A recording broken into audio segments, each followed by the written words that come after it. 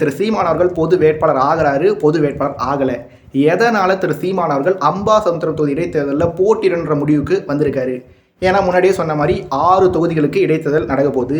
அந்த 6 தொகுதியில் வை அம்பாசமுத்திரம் அப்படின்னு சொல்லி கேட்டிங்கன்னா, அந்த 6 தொகுதியிலேயே 2026 தமிழ்நாடு சட்டமன்ற தேர்தலில் அம்பாசமுத்திரம் தொகுதியில் தான் நாம் தமிழர் கட்சி அதிகமான வாக்குகளை வாங்கியிருந்தாங்க. அப்படி அந்த 6 தொகுதியிலேயே அம்பாசமுத்திரம் தொகுதியில் அதிக வாக்குகளை வாங்கினதுனால தான் திரு சீமான் அவர்கள் இடைத்தேர்தலில் போட்டியிடணும்னு முடிவு பண்ணதுனால அம்பாசமுத்திரம் தொகுதியை தன்னோட தொகுதியாக தேர்ந்தெடுத்திருக்காரு. ஏன்னா 6 தொகுதியிலேயே அதிகமான ஓட்டு அம்பாசமுத்திரம் தான் வாங்கியிருக்காங்க. இப்போ அந்த அம்பாசமுத்திரம் தொகுதியில் திரு சீமான் அவர்கள் கேண்டிடேட்டாக நிற்கும் போது கண்டிப்பாகவே அம்பாசமுத்திரம் தொகுதி ஒரு ஸ்டார் கேண்டிடேட் தொகுதியாக மாறும். அப்படி ஸ்டார் கேண்டிடேட் தொகுதியாக மாறும் பட்சத்தில் ஏற்கனவே திமுக வேணாம், ஏற்கனவே அதிமுக வேணான்னு சொல்லி தான் தமிழ்நாட்டில் ஒரு 1.25 கோடி பேர் தாவேக்காவுக்கு ஓட்டு போட்டிருந்தாங்க. தாவேக்காவுக்கு ஓட்டு போட்ட எல்லாருமே கண்டிப்பாகவே திரு விஜய் அவர்கள் தமிழ்நாட்டோட முதலமைச்சர் ஆகணும் தான் சொல்லி ஓட்டு போடான்னு சொல்லி கேட்டிங்கன்னா கண்டிப்பாகவே இல்லை. அப்படி இருக்கும்போது திரு விஜய் அவர்களோட 1.5 மாத ஆட்சியை தமிழ்நாட்டு மக்கள் பார்த்துட்டாங்க. எலெக்ஷன் வரும்போது அந்த 1.5 மாத ஆட்சின்றது 2 மாதமாக இருக்கலாம், 3 மாதமாக இருக்கலாம், 4 மாதமாக இருக்கலாம், 5 மாதமாக இருக்கலாம், ஏன் 6 மாதமாக கூட இருக்கலாம். அப்படி திரு விஜய் அவரோட 6 மாத ஆட்சியை தமிழ்நாடு மக்கள் பார்த்த பிறகு திரு சீமான் அவர்கள் எவ்வளவோ பரவாயில்ல, திரு சீமான் அவர்கள் தான் சரியான மாற்று அப்படின்ற எண்ணத்துக்கு தமிழ்நாட்டு மக்கள் வரலான்ற நம்பிக்கை பல பேருக்கு இருக்குது. நாம் தமிழர் கட்சி சேர்ந்தவங்களுக்கு கண்டிப்பாகவே இருக்குது. அப்படி இருக்கிறதுனால தான் 6 தொகுதியிலேயே எந்த தொகுதியில் அதிக வாக்குகளை பெற்றிருந்தாங்களோ அந்த தொகுதியில் திரு சீமான் அவர்கள் போட்டியிட போகிறாரு. திரு சீமான் அவர்கள் ஜெயிப்பாரான்னு சொல்லி கேட்டிங்கன்னா, திரு சீமான் அவர்கள் அம்பாசமுத்திரம் தொகுதி இடைத்தேர்தலில் ஜெயிக்கிறதுக்கு என்னை பொறுத்த வரைக்கும் 99.99% வாய்ப்பு இல்லை. ஏம்பாசே, பொது தேர்தலில் காரைக்குடி தொகுதியில் திரு சீமான் அவர்கள் ஜெயிப்பாருன்னு நீ சொல்லியிருந்த, ஆனால் அம்பாசமுத்திரம் தொகுதியில் திரு சீமான் அவர்கள் தோற்றுவார்னு சொல்கிறீங்க. எதனால் சொல்லி கேட்டிங்கன்னா, எல்லாருக்குமே தெரிஞ்ச மாதிரி இடைத்தேர்தல் அது இடைத்தேர்தலாக இருக்கிறதுனால கண்டிப்பாகவே ஆளுங்கட்சி தான் இடைத்தேர்தலில் ஜெயிக்க போகிறாங்க. திருச்சி கிழக்கு தொகுதியில் ஐயா முத்துவேல் கருணாநிதி ஸ்டாலின் அவர்கள் போட்டியிட்டாலே தாவேக்கு அங்கே ஜெயிக்கத்தான் அதிக வாய்ப்பு இருக்குன்னு சொல்லும்போது, அம்பாசமுத்திரம் தொகுதியிலையும் இடைத்தேர்தல் நடக்கும் பட்சத்தில் அங்கேயும் தமிழக வெற்றி கழகம் நிறுத்துகிற வேட்பாளர் ஜெயிக்க தான் அதிக வாய்ப்பு இருக்குது. ஒருவேளை திரு சீமான் அவர்கள் தோத்துட்டா என்ன? திரு சீமான் அவர்கள் 2016 கடலூரில் தோத்தார். திரு சீமான் அவர்கள் 2021 திருவொற்றியூரில் தோத்தார். திரு சீமான் அவர்கள் 2026 காரைக்குடியில் தோத்துட்டாருன்னு சொல்லி ஆல்ரெடி திரு சீமான் அவர்கள் தோல்வியை பார்த்துட்டாரு. தொடர்ந்து 3 முறை தோல்வியை பார்த்துட்டாரு. அப்படி இருக்கிறதுனால திரு சீமான் அவர்களுக்கு தோல்வி ஒன்றும் புதுசு இல்லை. ஆனால் ஒருவேளை திரு சீமான் அவர்கள் ஜெயிச்சிட்டா எப்படி இருக்கும்? திரு சீமான் அவர்கள் பொது வேட்பாளராக நின்று வெற்றி பெற்றாலுமே அது வெற்றி இல்லை, தோல்வின்னு சொல்லி நான் முன்னாடி சொல்லியிருந்தேன். ஆனால் திரு சீமான் அவர்கள் பொது வேட்பாளராக இல்லாமல் நாம் தமிழர் கட்சியோட வேட்பாளராக மட்டுமே நின்று அம்பாசமுத்திரம் தொகுதி இடைத்தேர்தலில் ஜெயிச்சிட்டாருன்னா, முன்னாடியே சொன்ன மாதிரி 2026 தமிழ்நாடு சட்டமன்ற தேர்தலில் 233 தொகுதியில் நாம் தமிழர் கட்சி தோற்றுருவாங்கன்னு சொல்லி எனக்கு கண்டிப்பாக தெரியும். ஆனால் திரு சீமான் அவர்கள் காரைக்குடி தொகுதியில் ஜெயிப்பார்னு நான் நம்பினேன். ஆனால் திரு சீமான் அவர்கள் காரைக்குடி தொகுதியில் தோற்றது மட்டும் இல்லாமல் முதல் இடத்த பிடிக்கல, 2ஆம் இடத்த பிடிக்கல, 3ஆம் இடத்த பிடிக்கல, 4ஆம் இடத்த பிடிச்சி தோற்றுருந்தார். அப்படி திரு சீமானோட தோல்வியை உண்மையிலே நல்லா ஏற்றுக்க முடியல.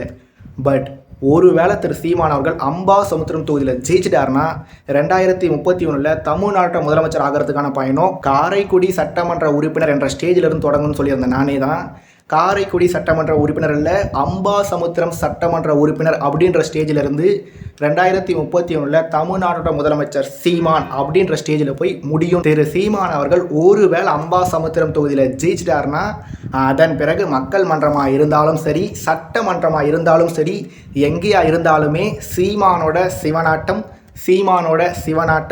சீமானோட சிறப்பான தரமான சம்பவங்கள் நடந்தேறிட்டே தான் இருக்கும்.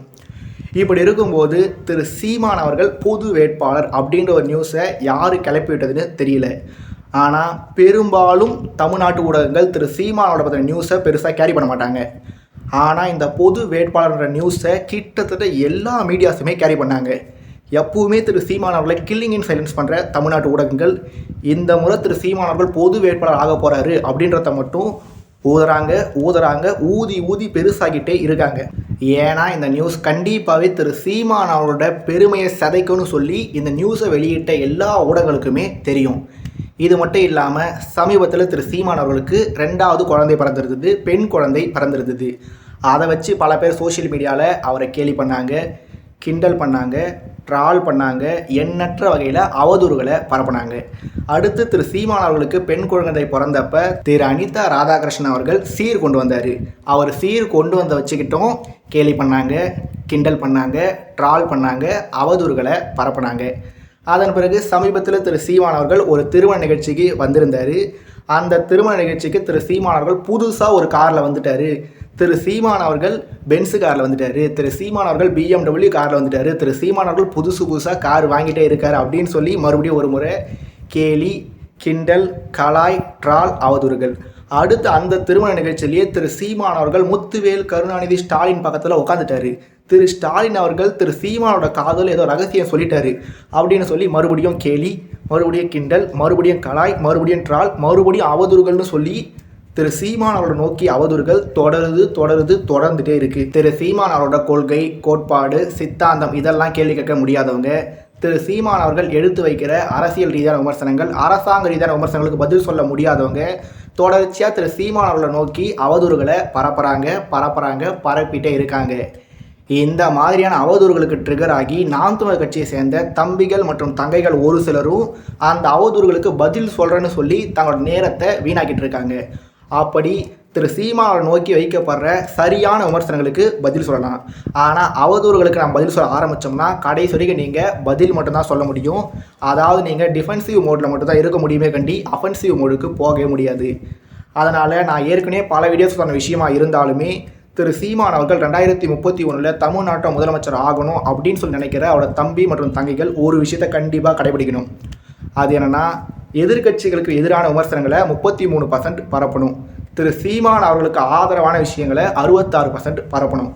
அடுத்து திரு சீமான் அவர்கள் அம்பாசமுத்திரம் தொகுதி இடைத்தேர்தலில் போட்டியிடுறது உறுதி ஆயிட்டதுனால 2026 தமிழ்நாடு சட்டமன்ற தேர்தலில் அம்பாசமுத்திரம் தொகுதியில் நாம் தமிழர் கட்சிக்கு கிட்டத்தட்ட ஒரு 14,000 பேர் ஓட்டு போட்டிருக்காங்க. அப்படி நாம் தமிழர் கட்சிக்கு ஓட்டு போட்ட 14,000 பேரில் இருக்க ஒவ்வொருத்தரும் அட்லீஸ்ட் 10 பேரையாவது இந்த இடைத்தேர்தலில் நாம் தமிழர் கட்சிக்கு ஓட்டு போட வைக்கணும். அப்படி நீங்கள் எல்லாரும் ஒன்று சேர்ந்து ஒவ்வொருத்தரும் 10 பேரை ஓட்டு போட வச்சிட்டிங்கன்னா கண்டிப்பாகவே திரு சீமான் அவர்கள் தான் அம்பாசமுத்திரம் தொகுதியோட சட்டமன்ற உறுப்பினர். இதே மாதிரி தான் மீதம் இருக்க 5 தொகுதி இடைத்தேர்தலையும் சரி, இதே மாதிரி தான் 2029 நாடாளுமன்ற தேர்தலையும் சரி, இதே மாதிரி 2031 தமிழ்நாடு சட்டமன்ற தேர்தல் நடக்கும்போது 2026 தமிழ்நாடு சட்டமன்ற தேர்தலில் நாம் தமிழர் கட்சிக்கு ஓட்டு போட்ட 19 லட்சம் பேரும் ஒவ்வொருத்தரும் 10 பேர் நாம் தமிழர் கட்சிக்கு ஓட்டு போட வச்சிட்டிங்கன்னா 2031 தமிழ்நாட்டு முதலமைச்சர் திரு சீமானன்றத்தை யாராலையுமே மாற்ற முடியாது.